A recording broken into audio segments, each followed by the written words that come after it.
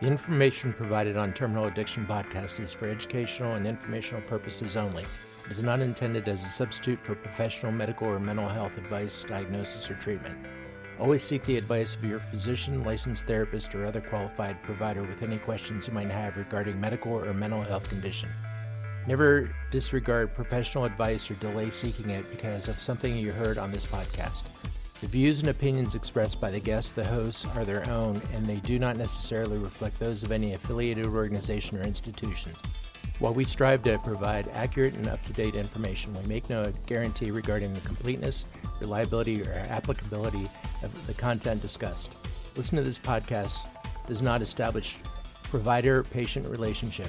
If you're experiencing a medical emergency or mental health crisis, please contact emergency services or crisis line immediately.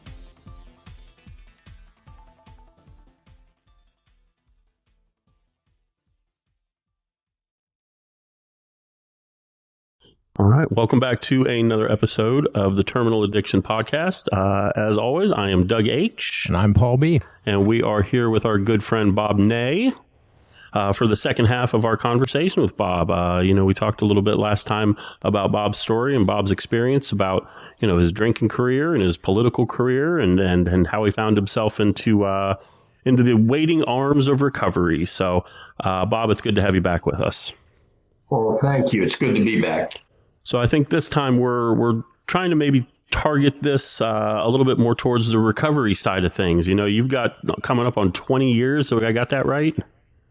Yep, 19 and some change. It'll be 20 in September. That's fantastic. That's great. That's awesome. And I met you back in 2013. Yes. You were gracious enough to be my first real sponsor. I think I had a guy down in Cincinnati by the name of Joe at one point, but I don't know that I ever did anything with that other than maybe call him a couple of times. But you and I, sat down and worked through a bunch of the steps, all the steps, and helped me find my way into, my first real stint in sobriety. So I can't thank you enough for all the time, effort, and energy you put into me. And I know you met Paul back, 2020, 21? Yes. Yeah, 2021. So we've... I love the meetings that he had. And Paul, I must say, Doug was one of the most fascinating sponsees I ever had. He's still pretty fascinating. He kind of interviewed us. He said to me, I'm going to interview a few of you to be a sponsor. And you just happen to have an ego big enough to match mine, and yes, sir. And so absolutely, we clicked. Yeah, you and I went to a lot of meetings together. Had a lot of coffee and a lot of meals together, and right. You were gracious enough to invite me down to meet your family a handful of times. I think we did Easter together once at your sister's. Yes, we did. And I got to meet your mom and dad and see the little town where you came from and grew up in, and I grew up around there. And you were down there. Yes. Yeah, that's where Paul close. So it's nice to be able to, invite people into your little inner circle. And Paul and I have gotten to be really good friends over the last 5 or 6 years. And Paul was nice enough to get my sobriety date tattooed on his forearm. Yeah. Nice. Because it happens to be Paul's sobriety date too. But cool. So we're, I think Barry, our old friend Barry, calls them sober soulmates. And so, yeah, Paul and I have been, doing this podcast now for, I think, probably coming up on 6 months, if not. And so he's been a big part of my recovery, as have you. So we want to just dive in a little bit and see what the recovery side of everything looks like. You mentioned in the last podcast going over to India for some spiritual tune-up. So I'd love to hear that. You were nice enough in 2014 to let me tag along with you for 6 whole weeks. And we spent most of our time up in a little town called Dharamshala up in McLeodganj. And then we did a little sightseeing. We went down to the Golden Temple in the Punjab. We also spent some time at the Gandhi Museum, and we went to the Taj Mahal. And for me, that was just such just an amazing experience, and I would still love to go back again. But I would love to hear how you got introduced to India and what that beautiful country did for you. Well, when I was a kid, and my parents didn't have much money at all, and we lived in an apartment. And my mother had a little party called Jewel Tea Party, and you both are too young. I have socks older than both of you, and it ended up. I saw this little, and I wanted it, and it was like $5, and my mom didn't have enough money, so it was Christmas time. So he saved money and got it for me for my birthday, and I turned it over and it said India. And I did a book report on Gandhi. Gandhi's very popular here. In 1968, of course, Dr. Martin Luther King Jr. was killed, and he based a lot of the civil rights movement on Gandhi. So I had this fascination for it. Became a state rep. Our governor, Dick Celeste, had been in the Peace Corps in India and eventually ambassador to India, but he would talk about India all the time, but I never went. I had traveled to 71 countries by the time I left Congress, and I had never been to India. I met Mother Teresa and the Dalai Lama in D.C., had lunch with the Dalai Lama. Everything was India. He's from India. He was exiled there, Mother Teresa, of course, but I never went. And I had a couple opportunities. For one reason or another, I didn't go. So I got out of prison, and my good friend Ellen Ratner, who ran Talk Media News Service, who said, "You're going to do radio." And I said, "You're nuts. I want nothing to do with the public." Well, Ellen tells you what you're going to do. And she knows sometimes better than we know what we want to do. You know, Ellen. And a remarkable woman with her own money started a recovery center in Boston. So Ellen said, "Okay, you can travel now. You're off probation." And so she said, we're going to go to India. So I went for 3 months to India, studied some Buddhism. I'm not a Buddhist, but I studied Buddhism, and just chilled out in India, drank tea, and stayed sober. Now, as I left India that first time in 2010, I knew I would come back. So I continuously, I kept coming back, and I would talk about the spirituality of India, because Dr. Bob and Bill W. were very spiritual. Their books were based on multiple religions, and because it's not a religious program, but multiple religions. There are a lot of Buddhism, a lot of meditation, breathing, etc. So I kept going back, and of course, Doug wanted to go. Now, one of the most fascinating things about that trip, Doug was afraid of heights. Yes. Terrified. Like terrified, yeah, not afraid.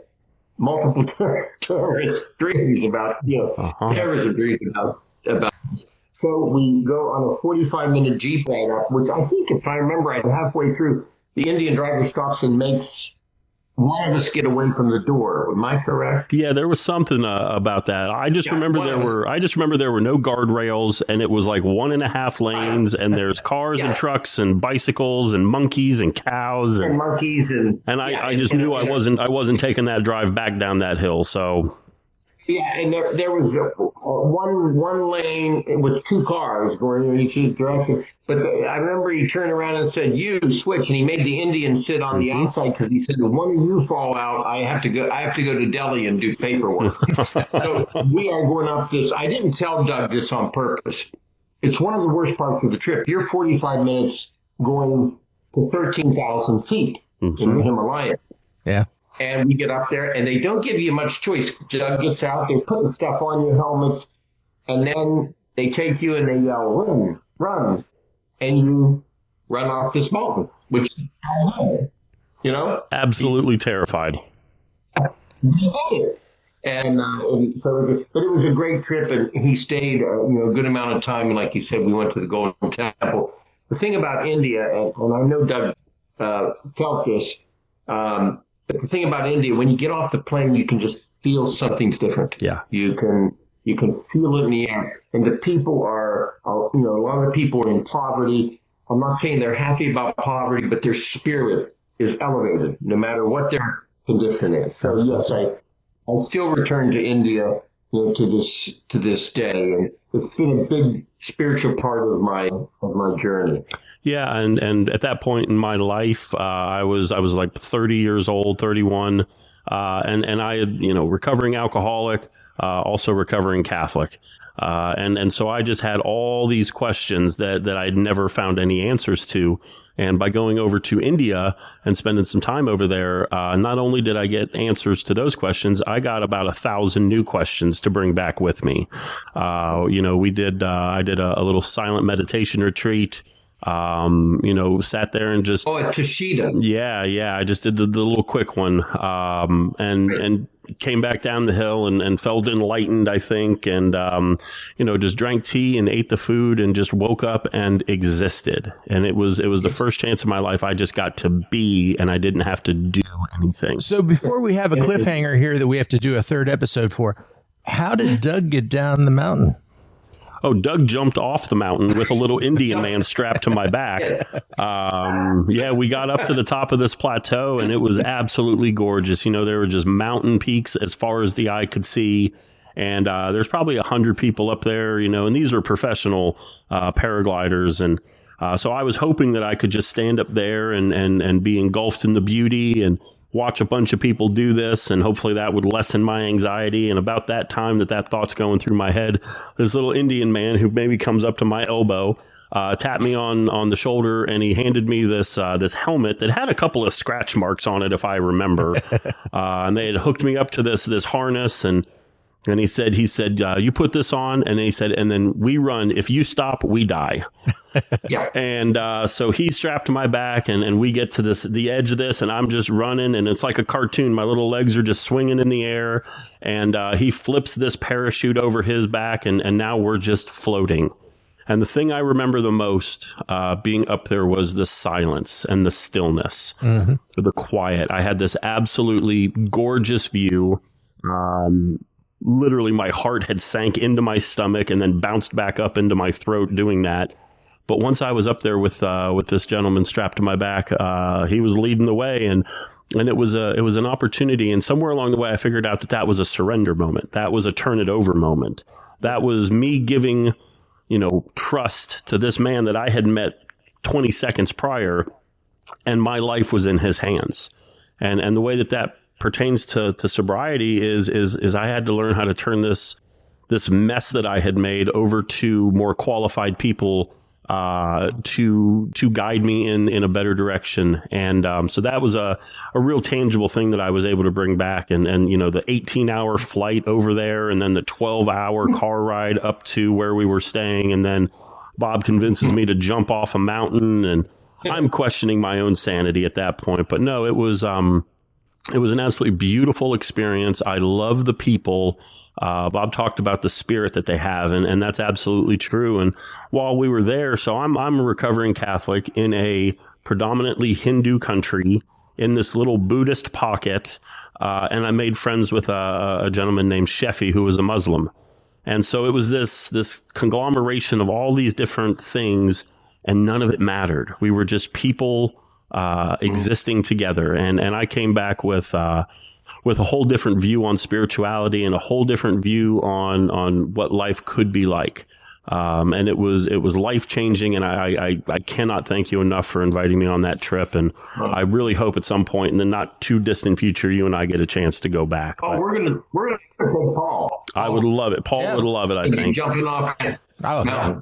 And it was a poor country. I got to see what real poverty looked like. I've spent time in some inner cities, Chicago, Cincinnati, Columbus, Cleveland, Pittsburgh, but I had never seen poverty like that. The thing about it was it didn't define those people. Their spirit, their love of life is what defined them.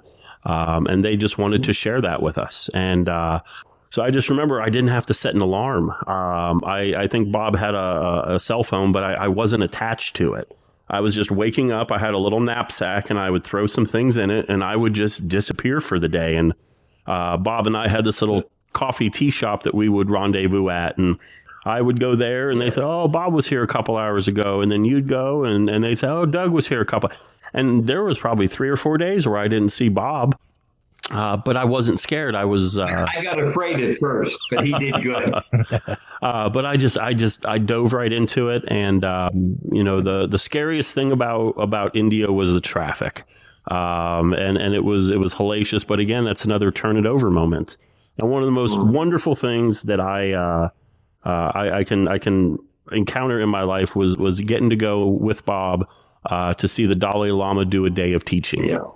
Bob knew where we needed to stand in the corner of this one little spot. And I mean, we see the Pope drive around in the little bulletproof Pope mobile, and the Dalai Lama just comes out these doors, and he's surrounded by a couple of security guards, but I didn't see any guns or anything. And he just walks by and he waves at people and he smiles and he bows. And it was this really beautiful moment. And then they had these little transistor radios where they would translate what he was saying into German or Korean or English. And so he is speaking in his native tongue, but I'm hearing it through these headphones. And it was a life-changing experience. And when I came back, I started piecing together my spirituality, from some of the things that I had learned over there, but then,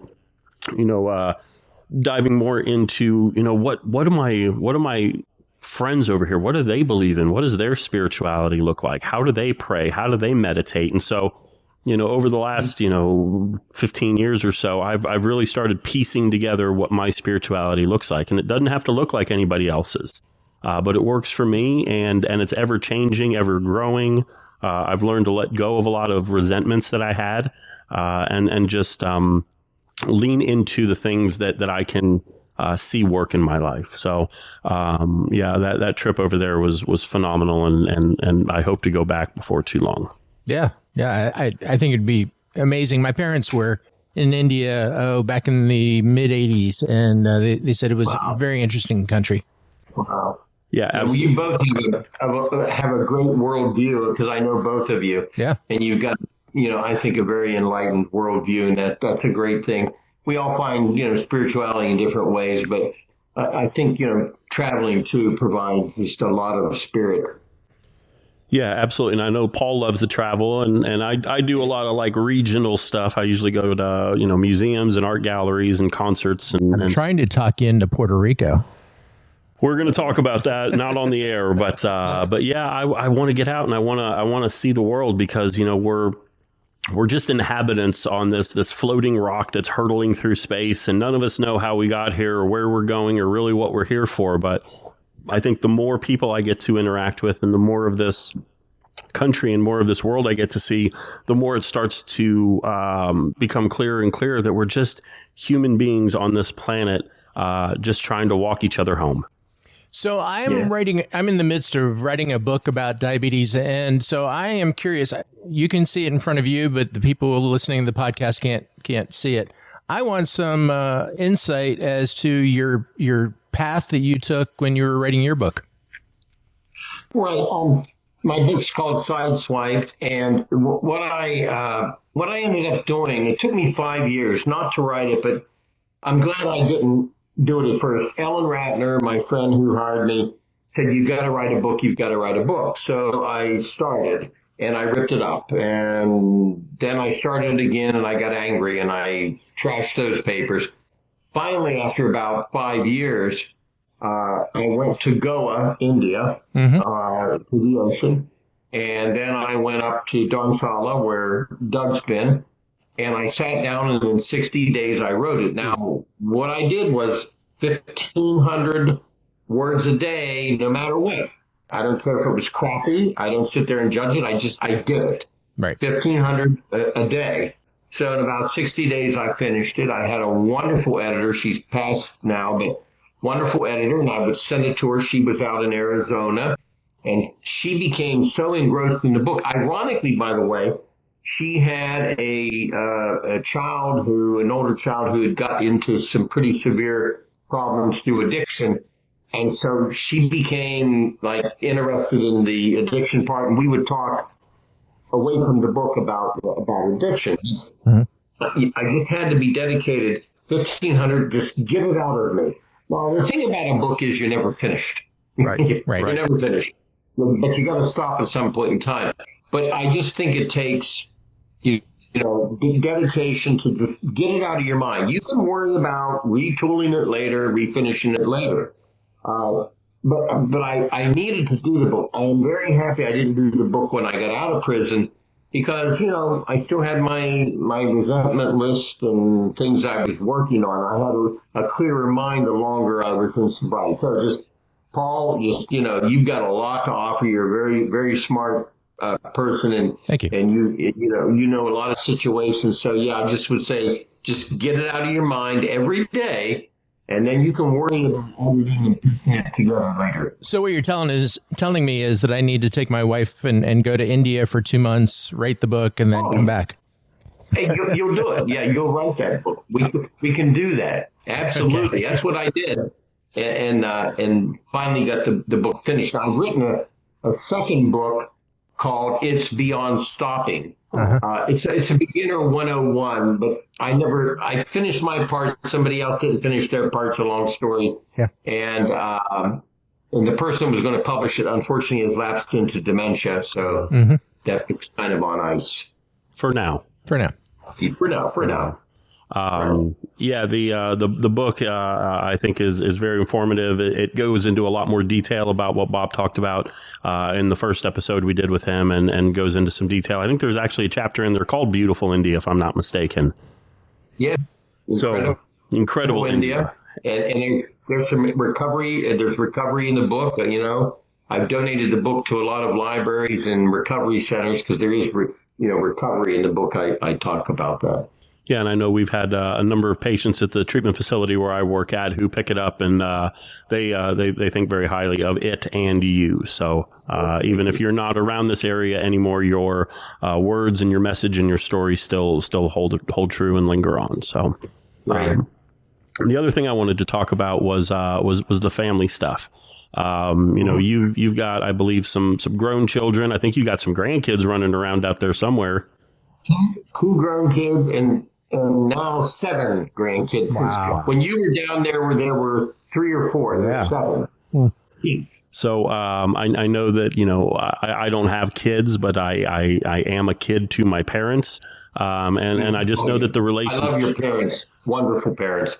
They are wonderful people, and they always speak very highly of you. And my aunt does as well. Still, I don't know if I told you about this, but back in November, my grandmother passed away. And you and I had gone out to. Yeah, no, I appreciate that. You and I had taken a little road trip out to Virginia, D.C. There was an event that we went to, which was really, really cool for me. But you were kind enough to come over and spend some time with my grandmother and my aunt and my uncle. And, my grandmother spoke highly of you all the way through.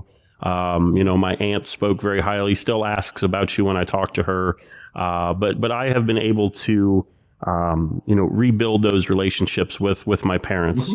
And I know Paul's got a wonderful wife that's downstairs right now, and he's got a couple of kids out there. And I'm just interested, how have your guys' relationships with your families and your kids and all that kind of stuff, how has that grown or changed since getting clean and sober? It's interesting because when I got sober, I remember I kept apologizing, and my son one day is like, "Okay, that's enough. Stop it." Trying to make amends. He's like, "Stop it." He said, "Anything that happened in my life, good or bad, it's all been good, etc." But to me, I had this internal guilt. It could have been so much better. Now, I was lucky. My kids have turned out wonderful, and I've got these grandkids. None of the grandkids have ever seen me take a drink. Ever. Mm-hmm. Now they asked me. I'm very honest with them about it, and one of them recently, she just turned 13. Like she was doing a book report on me going to prison. So I talked about the show and tell. Well, they're in the Ohio Valley where I was in Congress, and things, so people know them. But it's been wonderful. And the one thing, though, that when I first got sober, that I think that I had to get through my skull, it was sort of like, okay, I'm sober now, everybody. And one day, my daughter didn't, but my son said, after about 2 years, so, you've had a drink, haven't you? And I got really offended. And then I stopped and thought, wait a minute, takes a while to rebuild trust, and it takes a while to, reintegrate the entire thing. But the only thing I can say is that if you keep with it, and now it's just a memory in the past, but it's also something for them to be aware, because I don't hesitate to, as grandkids grow to say, you have to watch, and you have to be able to deal with it, and especially in today's world, and to cope with it. So yes, it's wonderful. I just stayed with it, but I had to be patient because again, it was, here, I'm sober. Okay, everything's cool. Well, why should they believe that at first? You have to earn it. Absolutely. Yeah, and I know for me, only child over here, and I come from a real small family. So, when I was out there drinking and using, all the attention was on me. And so, everybody was keenly aware of all of my, faults and pitfalls and all that. And it took time with different family members to rebuild that trust. And, I don't know that it ever goes back to 100% the way it used to be. But I think we, at least me and my family, and I'll defer to you guys, we have found a new 100% to operate at. And honestly, in a lot of ways, I think it's better. I go down, my parents live in the Cincinnati area, and I go down and spend time with them on the weekends. They're getting a little bit older in their 70s. No offense to any of our listeners, including my folks or me. Or Bob. But I go down there and Mom and I will go and do art museums and galleries and stuff like that. And we're looking at taking a glass class together where we go and we fuse glass together. And Dad and I like to go out and go shooting. And I just bought tickets to a baseball game so that the three of us can go do something as a family. And I'm in a position now, because of my sobriety, to do these things and to be the son that I deserve to be and be the son that they deserve to have. So I know your family. They're wonderful. I just want to share real quick. Down in Tennessee here, they do things a little bit different when you have your birthday, your celebration, your anniversary. And they actually have family come in and are able to say something during the lead. It's very interesting. Yeah. And the one woman stood up the other night and she said, I don't know any of you. I don't know how this works. I have no concept, but you gave me my Sunday. Words. And like with you, I know your family and they're wonderful, and Paul's wife and family. And what this program does, if you stay for the miracle, it gave you all back to your family, it did. And that's the miracle of this program. It can do that. It can reignite, that should be. When I first finished treatment, I had my little coin from the treatment center, and I was all proud of it. And I realized it didn't mean anything to anybody other than me. And that was a real shock to me at first. I thought, oh, well, Paul's changed. No, not yet. It took a while. It really did take a while. So we've gotten a lot out of these last two episodes, Bob. I really, really appreciate you coming on and giving us some of your time. We would love to have you back down the road. I'm sure there's more meat on this bone that we can chew on. So if you could part with our listeners here, what one or two things would you try to pass along to either people in early recovery, those who might still be struggling with addiction, or their families who are looking for some answers? What's Bob Ney's parting words here? I think that, people need to, embrace the program, stay with it, give it time. And just as we say, and I know it might sound trite, whatever program you're in, whether it's, NAAA, Celebrate Recovery, whatever you're doing, just keep with it. And it's beyond stopping. The stopping allows you to, clear your mind, grab a hold of yourself, learn new things, learn about behaviors. Also, I never thought it was about my behavior. I thought it was about the substance. So it's a matter of, obviously you need to stop. One needs to do that, but it's a matter of embracing the meetings. Take what you want. You can leave the rest behind. Have an open mind. And most of all, we learn about the steps and the sponsor and the going to the meetings. Have the willingness. And if you stay long enough, that miracle does happen. So my thoughts are, make it a regular part of your life. Understand the gratitude that you can have for this program to give you your life back, to be part of your family and part of your community, and just simply keep coming back. And the one thing that is so critical, if you're having a problem, if I sit by myself, I'm having a conversation with a madman. Yep. I need to reach out to people like, Paul and Doug, you two, wonderful people in the network, sponsors. I need to do that because I need to have those sounding boards and somebody that can reflect back to me. I have to have an open mind, which is humility, and I have to have willingness. So just keep coming back. I so appreciate both of you, what you're doing here, but I also know you both personally. You've added to my life. Both of you really have, and I appreciate that because that's what this program is about. Well, we both appreciate you a lot. Yeah, very much so. So, so thank you so much, Bob, for coming on. Paul, thank you for being here with me. Yeah, thanks. Because without you, I'd just be talking into the void. So, keep listening, folks. We appreciate all of our listeners and our audience. And share this with your friends and family. And we'll just keep throwing more episodes up. All right, thanks. Thanks, everybody. Say bye, Bob. Thank you. See you, Bob. Bye.